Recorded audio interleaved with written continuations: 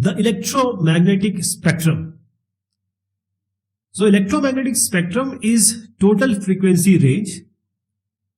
Every frequency range has some use to humankind. All it started with the electron. When the electron moves, it creates an electromagnetic waves. Whenever it is in motion, it creates certain waves called as electromagnetic waves, because the electric and magnetic waves are perpendicular to each other and they can propagate through the space, even in the vacuum. Now here is a great name, James Clerk Maxim. Now he was the first British, not the first British, but the first person. He was a British physicist and he was the first to predict these electromagnetic waves in 1865. Then came the German physicist Heinrich Hertz. He observed it first. So predicted by Maxwell, observed by Hertz in 1887. So whenever we talk about electromagnetic wave, oscillation, wave, harmonic, there are certain physical concept or terminology. So the number of oscillation per second, if I take 1 second, this is 1 second periods. This is the wave, there is another wave. So the number of oscillation per second of a wave is frequency. This frequency is measured in hertz. Hertz, because of the great name Heinrich Hertz. Now wavelength is the distance between two consecutive maximum, minimum, maxima, minima, and this is designated by, or this is shown by, written by Greek letter lambda, lambda. So let me just give you more idea about it. This is the wave and this is the direction of propagation.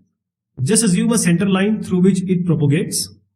Now, these are the oscillations, and as I said, there is electromagnetic. So electric and magnetic are perpendicular. So these are the oscillations. The upper part is called as crest. The lower part is called as trough. The distance between the two crests or the two troughs are wavelength. So this is the imaginary center line. The highest is it goes, or the lowest it goes, the distance between the center line and the peak point above and below, that is called as amplitude of the wave. Amplitude. Frequency is the number of oscillations per second. We can also call it as wave cycle passing a given point in a given period of time. So these are terminologies that we will be using without any definition, so you need to understand it. Then the speed of light in the vacuum is 3 into 10 to the power 8 meter per second. Okay, all these discussed. If you have the electron moving, electromagnetic waves can be produced. So why not to attach an antenna? So an antenna which is attached to this electrical circuit, these electromagnetic waves, they can be sent and received, that is broadcast and received by the receiver. The sender can send, receiver can receive. These electromagnetic waves are the basis of all the radio communication. So in vacuum, all electromagnetic waves of any frequency, they travel at the same speed as I just mentioned. It is speed of light represented by c, 3 into 10 to the power 8 meter per second. 3 into 10 to the power 5 kilometer per second, or 1 foot or 30 centimeter per nanosecond. But when this electromagnetic waves, it goes through or travels through copper or a fiber, the speed becomes 2/3, 2/3 multiple. So here we have the electromagnetic spectrum. The fundamental relation of this electromagnetic spectrum used widely is C equals lambda into F.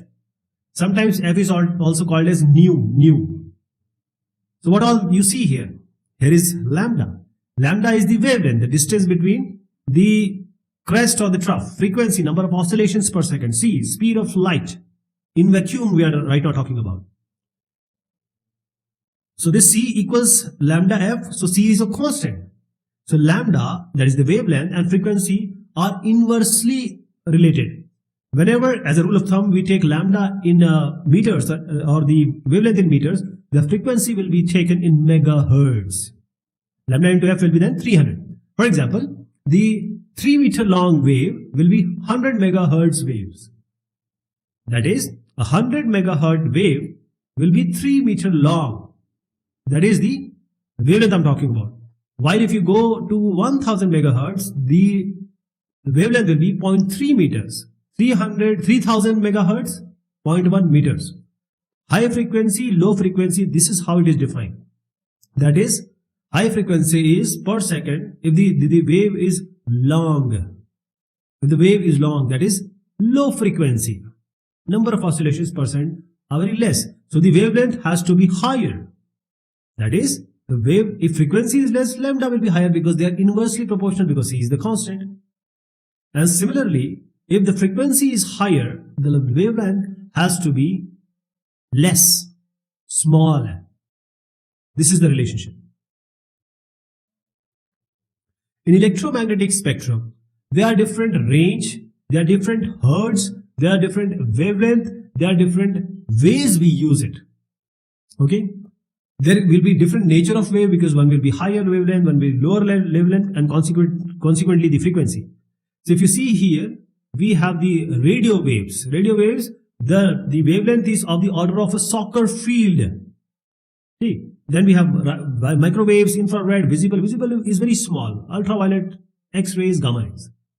So this radio waves we use for the AM radio, then it comes FM radio. Then we have the different ways, for medical purposes we use X-rays. And there are radioactive elements, the radioactive work done in the gamma rays electromagnetic range. So the radio, microwave, infrared, visible light portion of the electromagnetic spectrum, they all can be used for transmitting the data, information. How? By modulating the amplitude, frequency, and phase. We call it as amplitude modulation, frequency modulation, and phase modulation. We'll talk about that. The ultraviolet rays, the X-rays, the gamma rays, they are having high frequencies. The wavelength is very small, very sharp they are. They are very difficult to produce.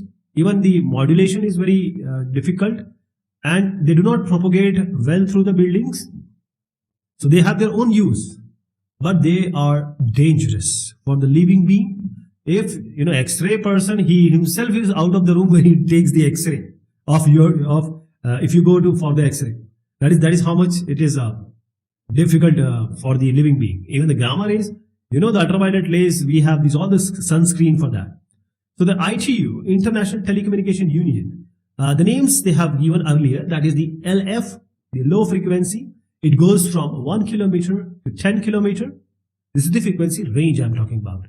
And this frequency range is 30 kilohertz to 300 kilohertz. Then we have this LF for low frequency, MF for medium frequency, H for high frequency. No one was thinking at that time that the higher frequency will be used for the communication purposes. So then came the higher bands like the VHF, very high frequency band, then ultra high frequency, super high frequency, extremely high frequency, tremendously high frequency. These were there.